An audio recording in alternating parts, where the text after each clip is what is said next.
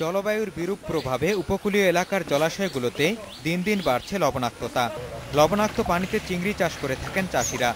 তবে ভাইরাসের আক্রমণ ও রোগবালাইয়ের কারণে ক্ষতির মুখে পড়ছেন তারা।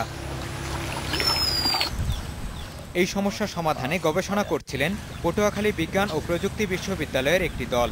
সম্প্রতি তারা লবণাক্ত পানিতে থাই পাঙ্গাস চাষের একটি পদ্ধতি উদ্ভাবনে সাফল্য পেয়েছেন। পোনা যাতে মারা না যায় সেজন্য লবণাক্ততা সহনশীল পোনা উৎপাদন করে তা পুকুরে চাষ করা হচ্ছে। এসব পোনার বৃদ্ধিও হচ্ছে ভালো।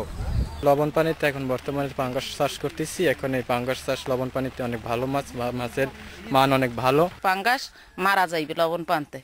এখন মনে করেন আমরা স্যারের কাছে যখন শিখছি, এখন ভবিষ্যতে আমরা এভাবে পাঙ্গাস চাষ করতে পারবো। গবেষকেরা জানিয়েছেন, যেখানে লবণাক্ততা 7 ppd হলেই মাছ মারা যায়, সেখানে নতুন পদ্ধতিতে 12 ppd পর্যন্ত পাঙ্গাস চাষ সম্ভব। ফার্মারদের 18টা পুকুরে আমরা বিভিন্ন লবণাক্ততা মাছ চাষ করতেছি। করার পরে আজকে প্রমাণিত যে 10 থেকে 12 ppd পর্যন্ত পাঙ্গাস খুব ভালোভাবে বৃদ্ধি হচ্ছে এবং উৎপাদন হচ্ছে।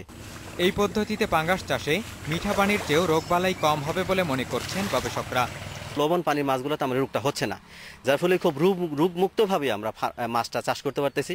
এবং কি এই টেকনোলজিকে ইউজ করে ফার্মাররা যে সমস্ত জলাশয় পতিত অবস্থায় আছে তার সেখানে মাছ চাষ করতে পারে। এই পদ্ধতিতে উপকূলীয় এলাকার অধিকাংশ জলাশয়ে মাছ চাষের আওতায় আনা সম্ভব বলে মনে করছেন গবেষকরা।